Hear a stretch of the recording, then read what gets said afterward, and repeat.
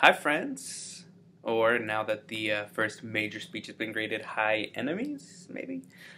I wanted to make a video to check in with you all. The course is moving along very rapidly, and that's how it works in the summer. But I don't want you to feel that you can't still reach out, connect with me. Several of you have, and you've asked for feedback regarding your grades for the informative speech, and yes, you should ask for that. However, I wanted to make you aware that that feedback is actually available to you. If you go into the Dropbox, you'll see some of the submission, there's a little button there.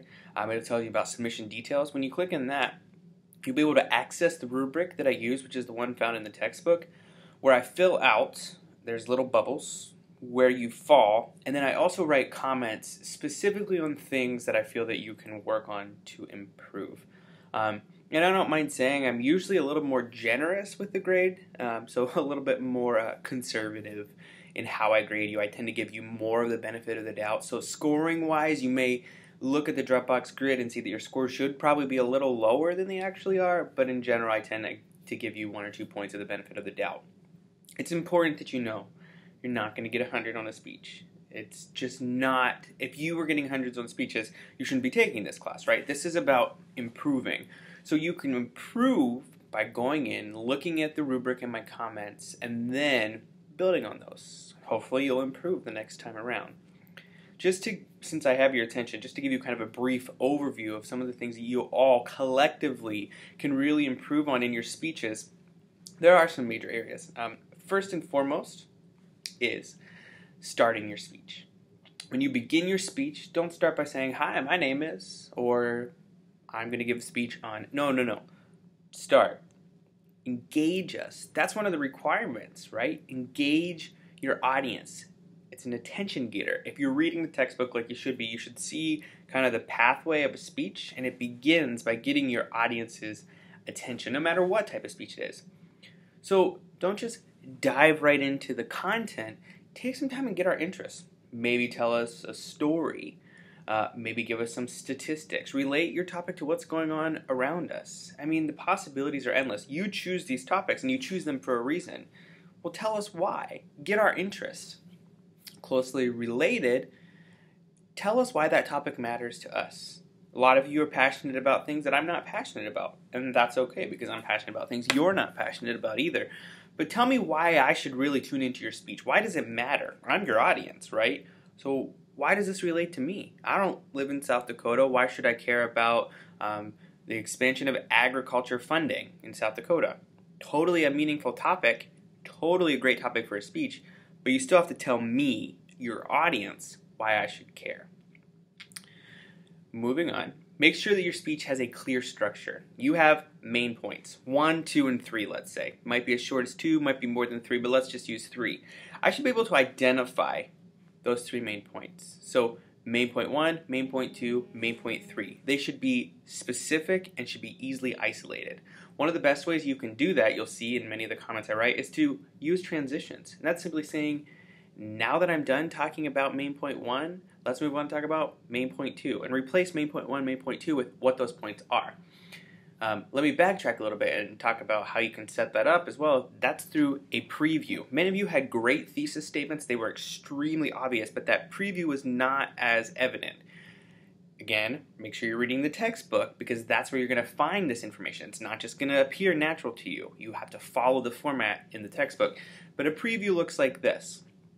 You set up your speech, you get our interest, you tell me your thesis statement, and then you move on and say, to do that, I'm going to talk about 3 main points, or however many points. I'm going to talk about the need for expansion of agriculture education in the United States, the need for expansion in South Dakota, and then why government money should be allocated accordingly. Okay, let's assume those are my 3 main points. That's what a preview is. Then you say, let's start by talking about the need for expansion of ag education in the United States. See what I did there? I jumped into it. That helps me establish main point 1, main point 2, main point 3. It's going to improve so many parts of your grade, right? You're improving the preview.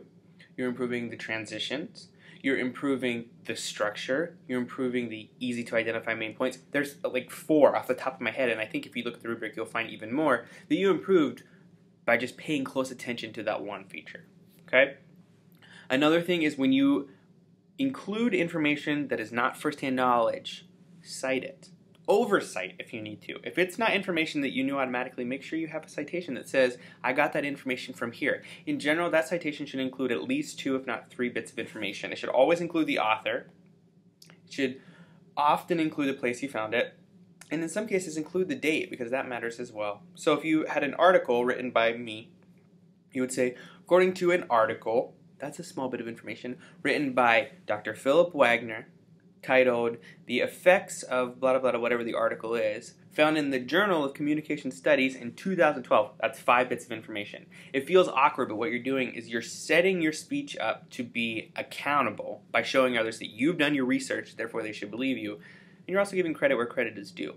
You all had sources, they just were not cited appropriately. Again, if you read the textbook, you can find more information about how to do that. Going through, you have your 3 main points. At the end, make sure you're restating your thesis.